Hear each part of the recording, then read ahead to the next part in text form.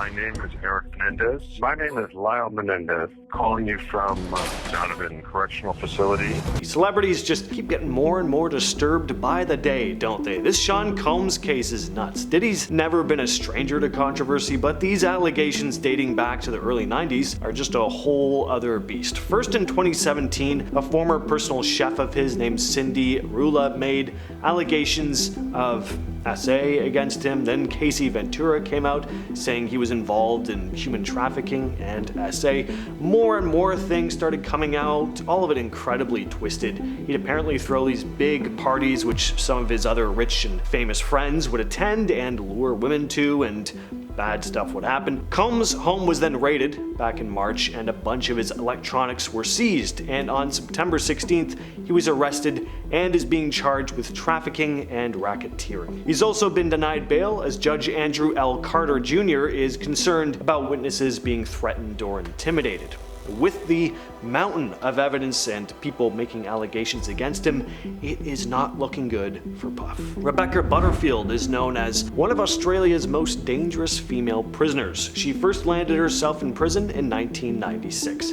She was convicted of crimes related to illicit substances, breaking and entering, and property damage, but she didn't do a lot of time and was released, but things would just get far worse in the years to come. In 2000, she attacked her neighbor who was trying to prevent Butterfield from harming herself, leading to a charge of grievous bodily harm. This resulted in a 3-year sentence, but while at Silverwater Women's Prison, she committed an even more serious crime. Butterfield attacked a fellow inmate, Bruce Lim Wars, brutally slashing at her with a blade and killing her. This earned her an additional 12 years behind bars, and later authorities deemed her too dangerous for society, adding another 5 years to her sentence. Butterfield has made it very clear that if she were ever released, she would kill again. In January of 2021, she appeared at the Supreme Court to seek her release, but her request was thankfully denied. Next we have Robert Modley, aka the Brain Eater, an English prisoner born in 1953 who's so dangerous he's been locked in solitary confinement since 1983. And with a nickname like Brain Eater, that's not all that surprising. In 1974, Modley met a man named John Farrell who ended up showing Modley pictures of young people he had harmed. Modley ended up killing the depraved man, which of course landed him in court. He ended up being sent to a psychiatric hospital where he locked himself in a cell with a man named David Francis, tormenting him for several hours before finally taking his life. In all fairness, David Francis was also a complete scumbag whose crimes were along the same lines as Modley's first victim, John Farrell. For this crime, he was sent to Wakefield Prison, where he would end up killing 2 prisoners on the same day in 1978. His original goal had been 7. Again, all these guys were pretty terrible people. Then a special 2-cell unit was built in the basement of Wakefield where Modley has been kept ever since. He's only ever let out on occasion, and when he is, he's accompanied by several heavily armed officers. As for where he gets the Brain Eater nickname, he was rumored to have eaten part of the brain of one of his victims, although that very well may be an urban legend. Richard McNair may be one of the most dangerous and clever criminals in American history. It all started in 1987 with a botched robbery in Minnow, North Dakota. While attempting to steal from a home, McNair encountered 2 men. In the chaos, he fired at them. One man was severely injured, the other died. He was pulled in for questioning in February of 1988 and ended up confessing, but he managed to escape from the police station where he was being held. He was caught after a couple hours and handcuffed to a chair, but that didn't stop him. Using a lip balm, McNair slipped out of his handcuffs and fled for a second time, leading officers on a foot chase. He was recaptured shortly after and ended up receiving 2 life sentences for his crimes. Then in 1992, he made another escape from the North Dakota State Penitentiary with 2 other inmates. Again, he was caught just hours later, but his most infamous escape happened in 2006 while he was at a federal penitentiary in Louisiana. He managed to pack himself up and get mailed out of the prison. An officer ran into him just a few blocks away, but McNair managed to convince this guy that he was just a friendly jocker. And for 10 whole months, he was free, using stolen identities and even making his way to Canada. But in 2007, he was finally apprehended again. Will Richard McNair ever be let out of prison? I don't know, but it sounds like like it's really just up to him whenever he feels like escaping again. We are now at our 5th and halfway mark with Manuel Vela. In 2016, a 28-year-old man, Manuel Vela, was arrested after killing his girlfriend and their unborn baby. In this interview, you can tell that Manuel suffered from schizophrenia. He claims that the father told him to kill his girlfriend and her baby. Keep in mind, he is the father to her baby. And then he says that he is the Antichrist. And that's where I cut her open, when he told me to. When who told you to? The father, it's just the same one who was to communicate with Jesus Christ is when he was here. Although it seems like he is intoxicated during this interview, he is not. He's just experiencing hallucinations and delusions. In this interview, he also claims he would receive commands from outer space and extraterrestrials. A lot of people found this interview disturbing, just because you can see how far gone Manuel is. He's no longer in control of himself. In our 4th spot, we have Arthur Shawcross. Arthur John Shawcross was an American serial killer in Rochester, New York that took the lives of 13 individuals. His first 2 murders were committed in 1972. He was caught for both and then sentenced to 25 years. But after serving 15 years, he was released on parole. That's when he continued on with the killings and took the lives of 11 different people. His interview is creepy for a number of reasons. Do you remember killing her? Yeah, possibly. He gives me the chills. He's just twitching and his voice is just so unnerving. But it gets worse once he starts talking about his crimes. How did you kill her? Probably strangulation. How do you know when they're dead? How? I don't know, just do. You can see that he won't admit it directly. He says maybe he killed her and maybe she died by strangulation. It gets worse. Reach over my shoulder like this, right behind my neck, and I pull out a brand new machete. When she backed out, I come up behind her. He's just a ruthless killer. In our 3rd spot, we have Ted Bundy. Ted Bundy was an infamous serial killer who was responsible for murdering 30 women. Although it's thought that this number may be even higher. He would often kill these women in brutal ways. In his interviews, he shows no remorse for his actions, and the calm tone of his voice is very disturbing. I can see how certain feelings and ideas developed in me to the point where I began to act out on them. Certain very violent and very destructive feelings. Throughout this whole interview, Bundy tries to gain sympathy from the interviewer and the audience. You can see how he's trying to manipulate your emotions, which is terrifying. A lot of people commented saying that Bundy is trying to act human in these interviews. He knows exactly what to say and how to say it to manipulate you. It was like something had, say, snapped, that I knew that I couldn't control it anymore, that these barriers that I had learned as a child, that had been instilled in me, were not enough to hold me back with respect to seeking out and harming somebody. It's a huge reason why he was so famous and had a huge media following. Moving on at number 2, we have Beth Thomas. Beth Thomas was a young girl featured in a documentary titled The Child of Rage. At such a young age, Beth displayed psychopathic tendencies, including harming her brother on a number of occasions and trying to kill her parents. Her parents were terrified of her and her brother Jonathan's safety, as they should be. Take a look at her interview. Why is your brother afraid of you? Because I hurt him so much. Mm-hmm. Okay. And what, at nighttime, what do your parents do to your door? Lock it shut. Why do they lock it shut? Because they don't want me to hurt John. So on a number of occasions, Beth would go into her brother's room at night to try and kill him. On top of that, she used to steal knives from the kitchen to try and harm her family with. Big sharp ones. And what do you want to do with those knives? Kill John and Mommy with them, and Daddy. That's not all. Here is her recounting the time she hurt Jonathan. And what happened to your brother? Tell me about it. His head hurt real bad, but his chin, he had to have stitches in it. Now apparently doctors deemed that she acted this way as part of her traumatic past. Now it's said that after years of therapy, she is now a healthy adult. And in our number 1 spot, we have Jeffrey Dahmer. I desensitized myself to it.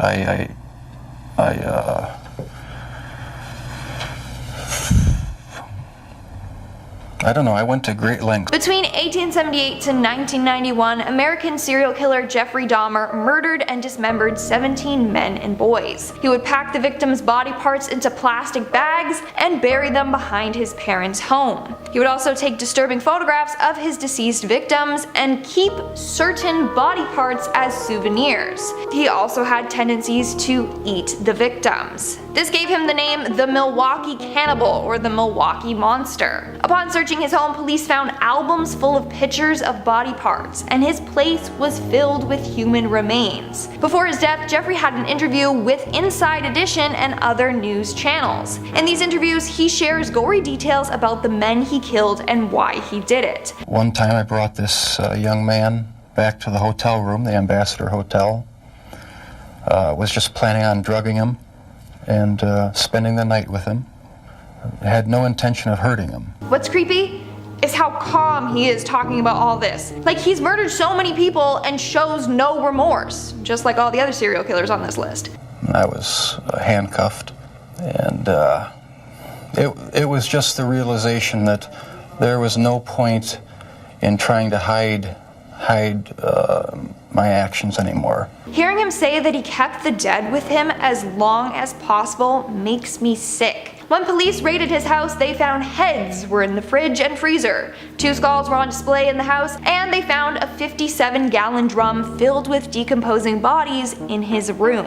Starting off this countdown, we have Gary Ridgeway. Gary Ridgeway, otherwise known as the Green River Killer, took the lives of 48 women between 1980 to 1990. But it's believed that his number may be as high as 71 people. He gets his name due to the fact that he would dump the bodies along riverbanks in South King County. In 2001, he was arrested. After his conviction, he did an interview where he talked all about his murders and how he had the desire to kill ever since he was little. But I took my aggression on, I couldn't take it on my mom, I had to take it on my animals. And as stated in the interview, he confessed that he started killing at a young age. He had this built-up anger towards his mom, but he couldn't harm her, so he would harm animals instead. Living things? Living things, killing animals. Okay. Killing animals. In this interview, he went on to talk more about his victims in detail. Hearing someone confess to murder is just very, very disturbing. In our 9th spot, we have John Hughes. But before I go any further, make sure to hit that thumbs up button because it really helps us out. I don't think like normal people, never have. I have racing thoughts, it's been that way since I was a kid. I'm constantly, it doesn't matter if I'm sleeping, if I'm awake, I'm constantly thinking of 100 things at one time. John Hughes considers himself the Antichrist. He was arrested back in 2008 after killing a trucker at a rest stop along Interstate 29. This dude is intense and incredibly scary. He claims to have killed 15 to 20 people, but that hasn't been confirmed yet. Either way, in this interview for KMBC News, Lara Moretz gets the chance to interview him. And he talks about the people he has taken the lives of and why he did this. Rest area, and that was a way for me to gain control, to show, I don't know, I guess assert my dominance, I guess you could say. That'd be the way to put it. And it shut everybody up for a while. The scariest part of the interview is when Lara asks if he feels bad about killing people. And this was his response. I don't feel bad about killing anyone. Not personally, that I've personally done myself, no. I just view things as objects. People, animals, trees, cars, they're just all the same to me. So no, he feels no remorse. In our 8th spot, we have Jose Martinez. Explanation because I want to get them. I didn't want the cops to find them. I want to find them myself. We went to this little house. We broke in there and we found one, I shot him. This dude is one you never want to mess with, and he reveals why during his interview. Basically, Jose was a hitman for a drug cartel. He admitted to killing 3 dozen people as a hitman, and dozens of others just on his own, many of whom were people that just pissed him off. For example, in this interview he talks about one of his brother-in-law's friends. Whenever the friend would visit, he would tell him to park on the side of the road, not on his driveway. He told him this a number of times, yet he still continued to park on the driveway. So what did he do? He asked the guy to take him for a ride in his truck. He then shot him, just to teach him a lesson. I told him, didn't I tell you not to park in my driveway? And he said he didn't listen to nobody except his mother. Okay.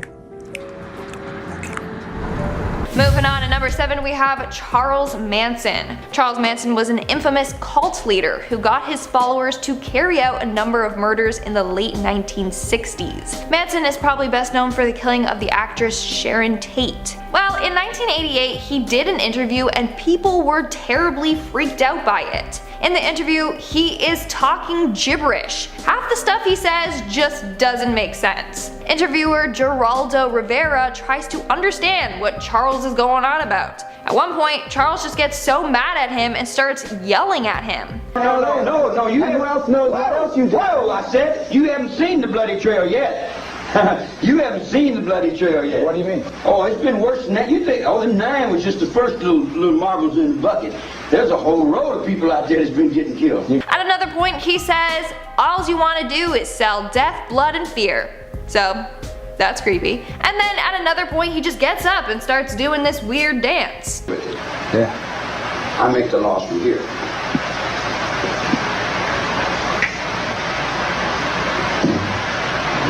Which, according to a number of sources, he did this in a number of interviews randomly. He did this to avoid prison, so people would be like, oh, he's not in the right set of mind, he needs to be placed elsewhere. Moving on to number 6, we have Ottis Toole. Ottis Toole, or the Jacksonville Cannibal, is a serial killer convicted of 6 counts of murder. He's most famous for killing the son of America's Most Wanted host, John Walsh. In an interview from 1993, we see how dark and twisted Toole really is. He would talk about his dark desires, like watching an entire city burn. He then went on to justify his killings, saying that taking someone's life is no different than stepping on a bug or eating animal meat. There's way more disturbing stuff that he discusses, but it's just too much to talk about on YouTube. Like, he goes into depth about his killings. It's way too much to hear. Charles Cullen, often referred to as the Angel of Death, is perhaps the most prolific serial killer in American history. Will he ever be set free? Well, not until 2403 at the very earliest, so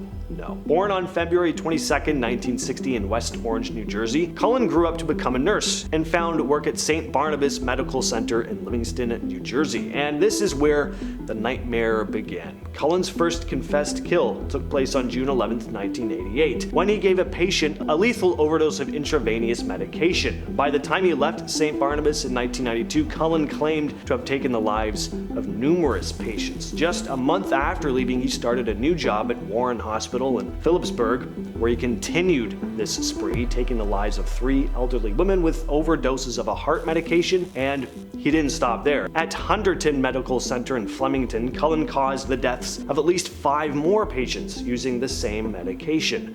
Wherever he worked, death followed him. Somehow his actions went unnoticed for years until he was arrested on December 12th, 2003. He'd only been implicated in 2 cases, but once in custody, Cullen revealed the truly staggering number of victims he was actually responsible for, claiming to have killed about 400 people. And his explanation? Well, he claimed he was helping his patients escape their pain. Joanna Dennehy is one of the most notorious female criminals in the UK. In March of 2013, 3 bodies were discovered in ditches outside Peterborough. In addition, 2 injured men were found in Hereford, but they survived. At first, investigators thought the attacker was a man, but turned out the perpetrator was a woman named Joanna Dennehy. Dennehy, along with her partner in crime, Gary Stretch, had a chilling plan to take the lives of 9 men, later claiming that they were doing it purely for entertainment.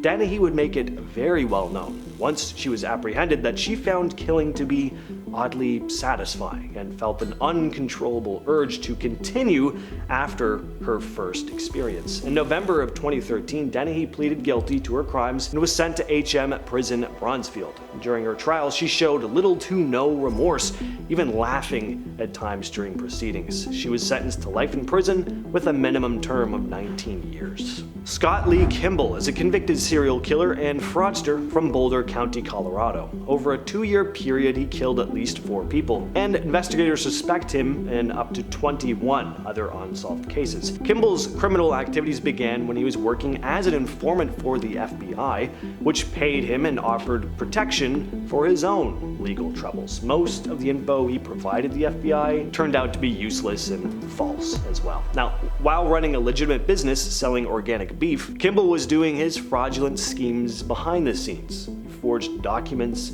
passed bad checks, which led to criminal charges in 4 western states by 2003. His fraudster skills aided in his truly evil crimes, though, allowing him to create false evidence that his victims were still alive after he'd taken their lives. He even used their credit cards and bank accounts to continue his fraudulent activities after killing them. 2 of his victims were people he knew personally, the daughter of his 3rd wife and his own uncle. Some family members and investigators also believe that a 2004 car accident that severely injured his oldest son was actually an attempt to kill him for insurance money, but no charges have ever been filed for that incident. The investigation into a check fraud scheme in 2006 eventually led authorities to uncover his killings. Kimble ultimately pleaded guilty and was sentenced to 70 years for his crimes. This is Andre Baros, nicknamed Psycho. He killed 5 people in San Luis Valley area of southern Colorado in 2020. Baros was arrested and ultimately pled guilty to 5 counts of first-degree killing and 5 counts of tampering with deceased human bodies. He was also slapped with kidnapping charges. After taking the lives of his victims, he would dispose of them near the New Mexico border, dismembering and burning their remains in pits. In May of 2024, he was sentenced to life in prison, ensuring he will never be released. His brutal actions and the way he handled his victims make him just a prime example of a prisoner who should never be set free. Joseph James D'Angelo is known by a lot of names: the Creek Bed Killer, the original Night Stalker, the Diamond Knot Killer, and more. And luckily, he's exactly where he belongs: prison. He's a former police officer responsible for a series of horrifying crimes in California between 1974 and 1986. Born on November 8,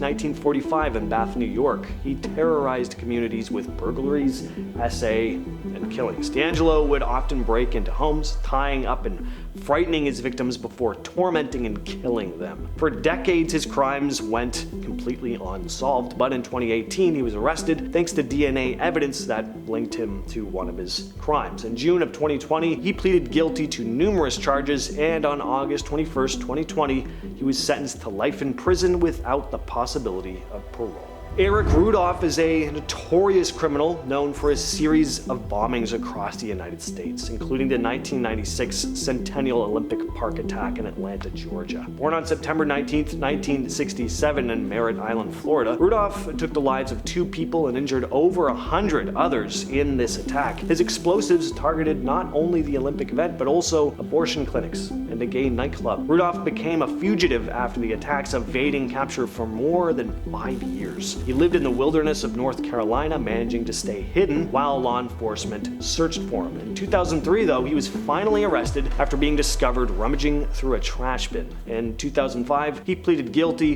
and was sentenced to life in prison without the possibility of parole. Starting off this countdown, we have Aileen Wuornos. Aileen Wuornos is often considered the first female serial killer. She was found guilty of killing 7 men. She would murder them, rob them, and then drive home in their cars. Although she claims every murder was self-defense. In our interview, we can see how lax she is when talking about killing. Just shot in self-defense, boom, boom, boom. You know, they weren't cut up, they weren't sliced up, no OJ jazz, you know.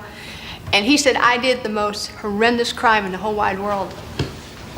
Death and murder literally doesn't faze her at all. In fact, she claims that what she did wasn't even bad. Yeah, she tries to justify her actions by saying she just shot them, as if that's not a big deal. But you've been convicted of killing 7 men. Everybody's looking at the number. Does that not, you You I killed looked at 7 the men, number. 7 strangers. Does that not make you a serial killer? So I didn't kill him every day, did I? Again, she's acting like her killing 7 men isn't a big deal. Like, oh, it's just 7 men, people have done worse. It's crazy. Moving on to number 9, we have the Night Stalker. Richard Ramirez, otherwise known as the Night Stalker, was an American serial killer and robber who killed 13 to 16 plus individuals. At his trials, the judge stated that he never showed any remorse for these doings. I think the creepiest part about his interview is when he admits to being evil. Do you admit to being evil, Richard? We are all evil in some form or another, are we not? Yes, I am evil. Not 100%, but I am evil. And we see him try to justify his killings by saying the government does worse things to people than what he has done. Serial killers do on a small scale what governments do on a large one. They are a product of the times, and these are bloodthirsty times. Even psychopaths have emotions if you dig deep enough, but then again, maybe they don't. In our 8th spot, we have Edward Edwards. Edward Wayne Edwards, otherwise known as the Hook Man or the Man with the Hook, was an American con artist turned serial killer. In fact, when he committed his long list of crimes, he never wore a mask because he wanted to be famous. In 2010, he did an interview and confessed to all his crimes. Again, it makes me so uncomfortable listening to how killers took someone's life. Taking his hand, he's going through the bottom of the duffel bag trying to find the cigarettes, and I'm standing right here, and I have the sawed-off shotgun, and I ease it out of the bag while Danny's down there looking, and He's just too calm talking about all of this. During the interview, he also stated that he wanted the death penalty and thinks that he deserves it. I want the death penalty. You don't want to be in prison for a long time on everything else that's going on. Right, I'm not a healthy man. In our 7th spot, we have Paris Bennett. During an interview with Piers Morgan, Paris Bennett, who at 13 years of age killed his young sister, admits that he did this as a way to punish his mother. Specifically in the end, yes, to cause your mother maximum pain. This has achieved your goal, which was to effectively mean your mother lost both her children at once. In 2007, Bennett convinced their babysitter to leave early and then proceeded to stab his sister 17 times. It's such a tragic case. What makes it worse is how he pretends to say he loved his sister. In the interview, he was asked to describe why he loved his sister, and he couldn't. Because I loved her. I loved her with every fiber of my being. They say it's like asking a colorblind person to describe the color red. They can't do it. He can't describe love because he can't feel it. Exactly like she said, it's because Paris is incapable of feeling emotions. No guilt, no love, nothing. Moving on to number 6, we have Angela Simpson. Right.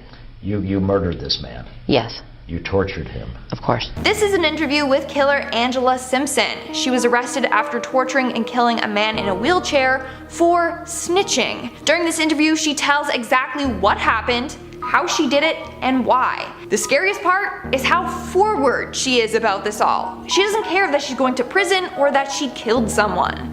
You're not here to pretend to be remorseful. Of course not. Why would I do that?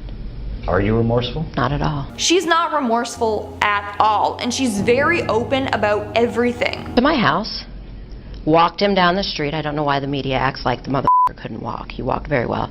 Walked him upstairs, kicked his ass. Like, imagine being okay with taking someone's life. This interview sends shivers down my spine just listening to her and watching the stillness in her body and the calmness in her voice. We're now at our 5th and halfway mark with Joel Rifkin. Tragedy happens in lives. Unfortunately, it was their lives. Certain instances. The world wouldn't know his name until after his killing spree had ended. Now, in a rare prison interview, serial killer Joel Rifkin talks about his sickening crimes down to the smallest detail. Joel Rifkin was an American serial killer responsible for taking the lives of 17 women in the 1990s. He was caught in 1993 when cops pulled him over for a missing license plate.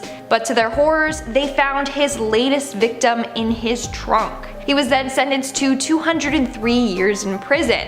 In this interview, Joel just seems so proud of himself when he's recalling his crimes. He also talks about the police's interrogation process and why he confessed to the crimes. The most disturbing thing though is when he admits to keeping trophies from each of his victims. He said he did this so that he could remember each victim and what he did to them.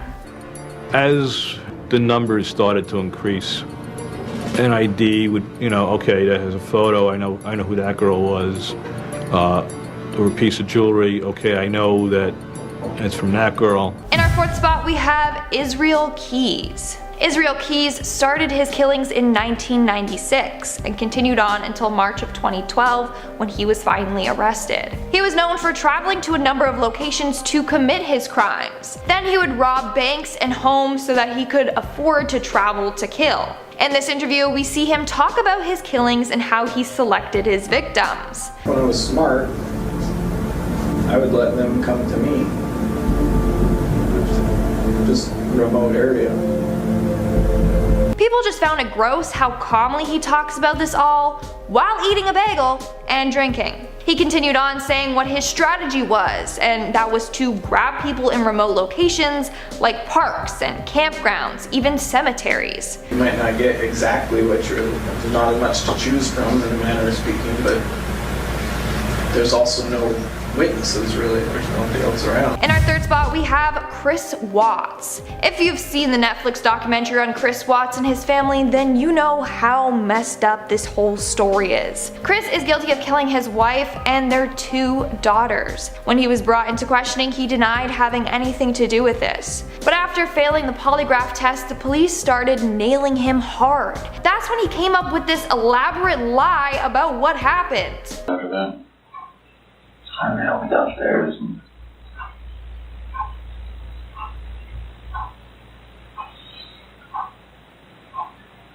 I want to protect her. What? I want to protect her. You don't want to protect her? It's crazy seeing him put on this whole show and turning his wife into a criminal, saying she was the one that hurt their daughters and then he hurt her as a result. Huh? She hurt him? Yeah.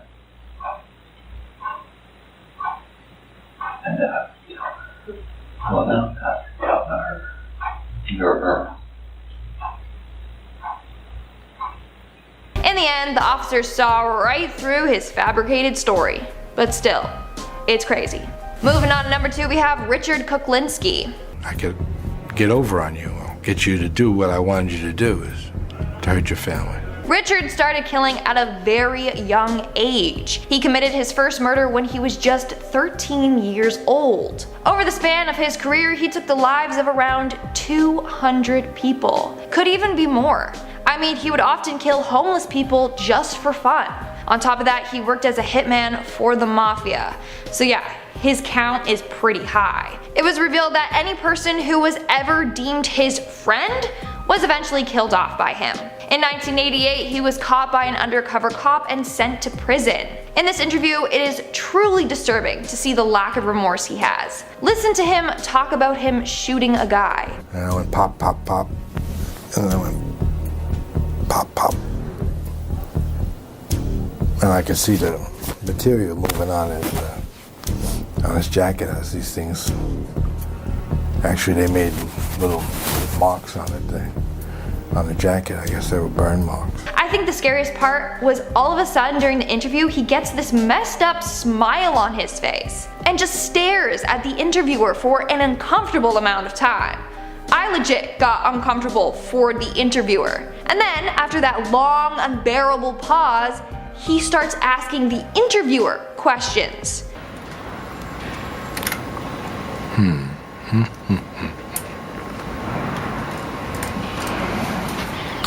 What do you think about me? Anything good, bad, or indifferent? It just made me cringe. It's so bad. And in our number 1 spot, we have Zachary Davis. This interview gave me the chills. It makes me so uncomfortable. So this is the interview of Zachary Davis. In August of 2012, he took his mother's life before trying to set his house on fire with his brother inside. Now, Zachary has been diagnosed with a number of mental illnesses, including schizophrenia and depressive disorder. In 2007, when he was 9 years old, his father passed away from ALS, and that apparently started this all. He just spiraled out of control and became withdrawn. He even had an app on his phone about serial killers, and in his notebooks he would write about disturbing things, like you can't spell slaughter without laughter. The creepiest part of this interview is when Dr. Phil asks him about the murder weapon, which was a sledgehammer. At one point while discussing it, he literally smiles as if he's proud of what he did. That sent shivers down my spine. It is terrifying. Starting us off at number 10 is Christian Brando. I always get so excited when I talk about anything Marlon Brando related, just because he was so hot and such an amazing actor. I would definitely have been a fangirl, groupie, you know what I mean? But this story is not nearly as happy as I sound right now. So Christian was Marlon's only child with Anna Kashfi, but he had 10 other half-siblings. Christian's upbringing was rough. He was bounced between his mum and dad over a 12-year custody battle. Marlon finally won it by the time Christian was 13, but by then he already called his son a basket case of emotional disorder. In May of 1990, Cheyenne, one of Marlon's kids, was at his house in Beverly Hills visiting her parents. Christian was there as well, and this was a sibling he had had a lot of interactions with growing up, so he was close to Cheyenne. She had been dating Dag Drollett for 4 years at the time and was 8 months pregnant with his child. On the fateful night in question, Christian and Cheyenne went out for dinner at Musso and Frank Grill, where she revealed that Dag was physically abusive. Later that night, Christian was drunk and confronted Dag and then shot a gun at him. Not trying to kill him, just trying to scare him, which I don't get. How do you shoot someone and be like, oh, just kidding, don't hit my sister again? Either way, the two got into a fight over the gun and it accidentally went off, killing Dag. It was found out later that Cheyenne had major mental health issues and was most likely lying about getting beaten by Dag. Brando was charged with murder but not convicted since Cheyenne could not show up as a witness since Marlon had her admitted to a psychiatric hospital. He later pled guilty to manslaughter and went to jail for 5 years. Cheyenne, on the other hand, tried killing herself twice during the trial and eventually killed herself a year before he got out of prison after losing custody of her own son. Damn, the Brandos have baggage. Also, disclaimer, is it Cheyenne or Cheyenne, people? Somebody tell me. Coming in at number 9 is Lana Clarkson. Now, Lana wasn't a super well-known actress by any means, but she had been in a few films like Barbarian Queen, The Haunting of Morella, Vice Girls, etc. She also volunteered every week to help the AIDS and HIV cause, which kind of helps illustrate what kind of person she was. In February of 2003, Lana was at record producer Phil Spector's house in California. His driver was waiting in the car outside, and early in the morning he heard a gunshot and then saw Phil leaving from the back door with a gun. He got in the car and said, "I think I just shot her." "Yeah, I think you did, mate." Phil was adamant on the fact that her death was an accidental suicide and that she was giving the gun a kiss when it just went off. And I mean, her wounds do corroborate the story. She was shot in the mouth. Forensics couldn't find Phil's prints on the gun anywhere, but he had had a history of doing this. There had been 4 previous accounts of him pulling a gun on women he had been interested in after they had rejected him. The first murder trial was a mistrial since it was a hung jury. The second trial tried him on second-degree murder, and this time he was found guilty and sent to jail. Also, this guy looks like a freaking creep. At number 8, we have O.J. Simpson. I feel like it was really no surprise that O.J. was going to be on this list. Now, O.J. was a huge football star back in the day and was tried for the murders of his wife Nicole Brown Simpson and her friend Ron Goldman. Could be lover, we're not sure. Now, in June of 1994, both people were found stabbed to death outside Nicole's home, and OJ was the main suspect. OJ was supposedly not in town when the murder took place, but eyewitnesses saw him speeding in his car away from the crime scene. The two had a tumultuous relationship, and Nicole had written in her diary that he was abusive and that she was scared he was gonna kill her one day. OJ refused to turn himself in and was the subject of a high-speed police car chase. Ultimately, despite the stack of evidence against him, his lawyers were God-sent and twisted the case in such a way using race and other factors to get a not guilty conviction. Even though I feel like low-key everyone knows that OJ did it. Producer Chris, do you think OJ did it? Well, yeah. You know, it's obvious. People come out the womb knowing he did it. Filling at number 7 slot is Phil Rudd, who I thought was the father of Paul Rudd, but is not. so do not make the same mistake I did. Now, if you're a big fan of rock music, then this man needs no introduction, but if you aren't, Phil Rudd is a drummer in a little-known band called AC/DC. And yes, I know rock stars live a hard, fast life filled with drugs and groupies and little mental stability, I get that, but Phil went a bit too far. In 2010, he was convicted of having 25 grams of weed on his boat, but later had that squashed so he could go on tour with the band. But that's not even the bad bit, that's negligible in comparison to this. So in 2014, he was arrested and charged for attempting to procure a murder, aka hiring a hitman to kill 2 people, as well as possession of meth and weed.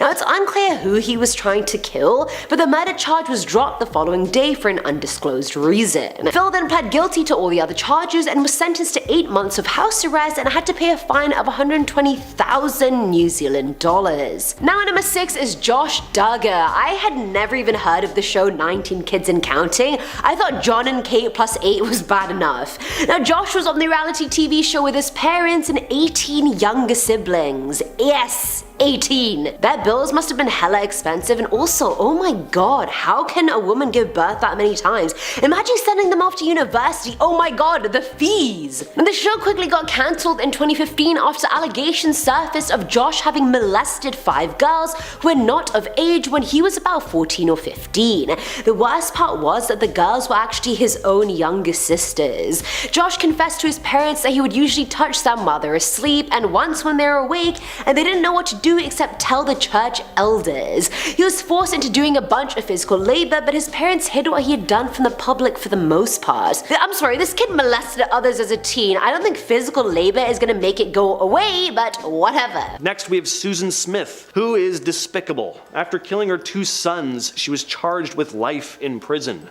with the possibility of parole after 30 years. And guess what? It's been 30 years. On October 5th, back in 1994, Smith had called police officers to report a carjacking. Not only that, but Susan claimed that her 2 sons were in the car when it was stolen. Smith went on television and pleaded for their safe return. But she was full of it. Susan had killed her sons because she had secretly fallen in love with a man who didn't want children, and she believed that doing so would solve her relationship problems. When police discovered her car, it was clear that it had been deliberately rolled into a lake with her sons inside. Smith's lawyer tried to plead mental insanity, but the argument didn't stick. In response to the idea of Susan Smith being approved for parole, one of her family members was quoted saying, "I don't think she's got a snowball's chance in hell." Good. So luckily this guy's parole was just recently revoked, but the story is pretty insane. So in 2000, Kenneth McKay met a woman named Crystal Pascaman at a bar in Saskatoon. He offered to give her a ride home that night, but she never made it home. Instead, McKay drove her to a secluded area, her and took her life. Then he set her remains on fire behind his truck.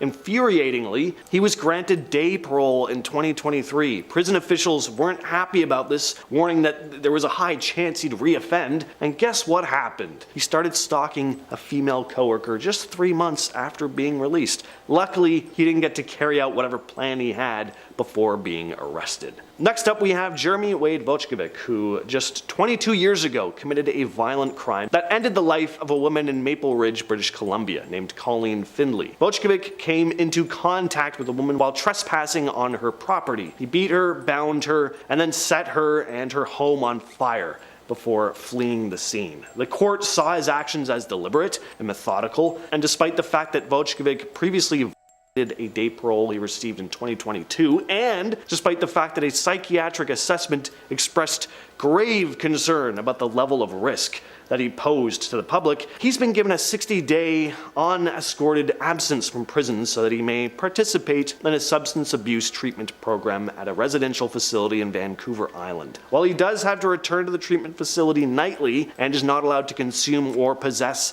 alcohol or illicit substances, it is still absolutely crazy to me that he has been allowed to leave prison at all. This next guy has to be one of the most despicable human beings alive today. Luis Gravito. This Colombian killer was nicknamed La Bestia, or the Beast, and the name really fits. Between 1992 to 1999, this guy took the lives of over 193 young people. Very young, mostly males, and a lot of them lived on the street. It's very likely there's a much higher death toll on this guy's hands. Authorities have said it may be closer to 300. It's just never been confirmed. Not only did this evil prick take the lives of his victims, but he'd violate and torment them first. He would often pose as a priest or a monk in order to gain his victims' trust and lure them to their deaths. Police recovered a suitcase of his that contained journals detailing his crimes, as well as tally marks of his victims. It's incredibly sickening, and the fact that there were even discussions of this guy receiving parole recently should be a crime. He was originally sentenced to 1,853 years in prison, but Colombia law changed and maximum prison sentences were reduced to 40 years. And because Gravito assisted police in recovering the bodies of his victims, his sentence was further reduced to 22 years. He was eligible for parole just recently, but thankfully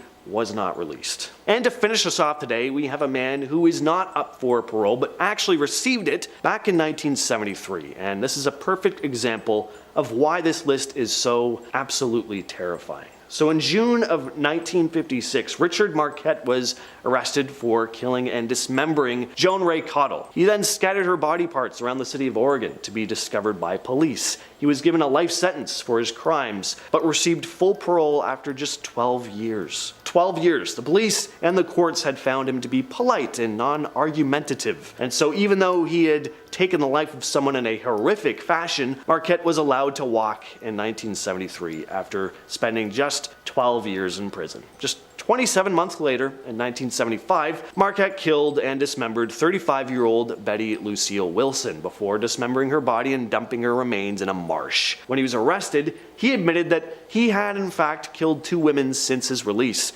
and led police to remains of the second victim. He's now serving his second life sentence in the Salem State Penitentiary, and he is no longer eligible for parole. One of America's most notorious serial killers is eligible for parole this year. This guy has been labeled a naturally born killer. Not only does he stand at 6'9", weighing in at 250 pounds, but he also has a very high IQ. Mix that with a troubled childhood and a propensity to violence, and it's quite the dangerous concoction. He took the lives of his grandparents when he was just 15. About 10 years later, he killed his mother. Between May 1972 to April 1973, he took the lives of 8 women. He would lure women into his car, drive them out to secluded locations, and then smother and suffocate them.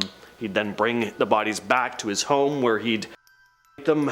Kemper ended up receiving 8 consecutive life sentences for his crimes, but again, his next parole hearing is coming up this year. Now, I mean, it's very, very unlikely that anything will come of it. He's been denied parole at every other hearing pretty much immediately, or has even chosen to waive his right to a hearing himself. Next up, we have Robert Pickton, who recently became eligible for day parole and will be eligible for full parole in 2027, 25 years after his original arrest date. He hasn't had his hearing yet, but the families of his victims have already come out saying that Robert Pickton has no right to walk the earth after what he did. And yeah, you know what? I cannot with the sentencing that this guy was given. He received 1 life sentence. 1. Are you kidding? He killed at least 26 women. However, he claims it was 49 and actually complained to an undercover officer that he never got his even 50. He said he was angry, furious, and disappointed with himself that he never got the full 5-0, his words. And now he's eligible for parole? Like, what happened to consecutive life sentences or life without parole? It's honestly just insane. Why are there even talks about this? If you don't know who Robert Pickton is, he's a British Columbia serial killer who was active from the 90s to the early 2000s. He's often referred to as the pig farm killer because his MO included violating his victims before taking their lives and running their bodies through a wood chipper on his farm before feeding their remains to his pigs. I really don't understand how any judge in their right mind would or even could approve parole in this case. The crimes were just so gruesome and heinous. If anything, I feel like we should be adding time to his sentence, not taking it away. Next on the list, we have Paul Bernardo. Now, this name may not be super familiar to those outside of Canada, but this guy is one of the creepiest, most despicable criminals in Canadian history. And his latest parole hearing just happened in February. So, where do I start with this guy? He's a serial killer who would also his female victims, and his former wife, Karla Homolka, would often assist in his crimes. They earned the nickname the Ken and Barbie killers, and one of their victims was Karla's very own sister. I remember when I first heard about the details of this case in law class in high school, I had this uncomfortable, just weird feeling for the rest of the day, possibly even a couple days after. I had this feeling like, man, who can I trust? Can I ever really know someone? It's incredibly disturbing how different these two's outward appearance and reputation was compared to the heinous things they were doing in secret, until of course they were caught. Well, Bernardo has had a number of parole hearings. He insists that he's changed and that he's no longer a threat to the public, but thankfully he's been denied every time. But then again, Karla she was set free in 2005, so honestly I wouldn't put it past them to let this guy go. Next up, we have Mark David Chapman, also known as the man who killed the Beatles, but more specifically John Lennon, peace activist and co-songwriter, co-lead vocalist and rhythm guitarist of the Beatles. Of course, on the evening of December 8th of 1980, John Lennon was returning to his hotel when all of a sudden he heard someone shout his name. When Lennon turned around, Chapman pulled out a handheld weapon and fired 4 projectiles into Lennon. 2 entered the left side of his back, which traveled through the left side of his chest and his left lung. 1 exited his body, and the other became lodged in his neck. The other 2 bullets hit Lennon in his left shoulder. John made it to the hospital, but he was pronounced dead soon after. It was a terrible day in history that brought the world together in grief and mourning. John Lennon was loved, and people were devastated at the loss. When Chapman was asked why he did it, he said that he wanted the world to know his name, but provided no other explanation. While he is eligible for parole, he has also been denied parole on 12 separate occasions, so I doubt he'll get it. Next on the list, we have Oscar Pistorius. Oscar Pistorius, known as the Blade Runner for his achievements in track and field despite having both legs amputated as a child, competed in the 2012 Olympics in London, but just 6 months later, he took the life of his girlfriend, Riva Steenkamp. On the early morning of February 14th, 2013, Pistorius killed his girlfriend, Riva Steenkamp, with a firearm, firing at her through a locked bathroom door in his home in Pretoria, South Africa. He claimed that he mistook her for an intruder and fired in self-defense, but the prosecution argued that it was premeditated. He ended up being convicted and with a maximum sentence of 15 years, but he was just released in January, his conditions being monitoring until his sentence expires and therapy sessions. Coming in at number 5 is Phil Hartman. This is the second Phil on this list. The former SNL star joined the show in 1986 and stayed on for a period of 8 seasons because his impressions were that good. He was married twice before marrying model and aspiring actress Bryn Omdahl in 1987. In May the next year, Bryn went for dinner with her friend before coming home. When she got home, Bryn and Phil got into an intense argument, and afterwards he decided to just sleep on it and go to bed. Around 3 a.m., Bryn went into their bedroom and shot him in the head, throat, and chest, killing him on the spot. Now, it's important to note that she had been drinking that night, she was on coke, and was also taking Zoloft. She then rushed to her friend Ron's house where she told him everything, and of course he was like, yeah, okay Bryn, go to bed. But then they both drove back to her house and she showed him what had happened. Ron immediately called 911 and the police escorted the couple's children out of the house. By this point, Bryn was super paranoid and had locked herself in the bedroom and later killed herself by shooting herself. Apparently, Bryn had a bit of an anger management problem and the LAPD concluded Phil's murder was caused by their earlier fight. And number 4 is Selena Quintanilla-Perez Part 1. The Mexican-American singer needs no introduction whatsoever. Now, Selena was a massive star in the 90s and everyone loved her. Well, not everyone. Selena's good friend Yolanda Saldivar was part of her inner circle. You know, she was president of her fan club, she managed Selena's boutiques, and the girls were proper friends, or so she thought. At the end of 1994, her boutiques weren't doing too well, and her employees would regularly complain about Yolanda and how she would just fire people simply because she didn't like them. Even Selena's dad warned her about Yolanda, but she refused to listen because her devotion to Selena was almost obsessive. Fans started calling Selena's dad because they had paid a fee to be a member of the fan club but had gotten nothing in return. Turns out Yolanda had embezzled more than $30,000 in forged checks from the fan club and the boutiques. The dad obviously confronted her about it and told her to never contact Selena again, but Selena didn't want to stop being friends. Yolanda had so many bank statements and records that Selena needed, so they met up at the end of March 1995. Filling at number 3 slot is Selena Quintanilla-Perez Part 2. The girls went to a medical clinic because apparently Yolanda had been assaulted in Mexico. The examination happened as per usual, and then the two went to Yolanda's hotel room at the Days Inn in Corpus Christi.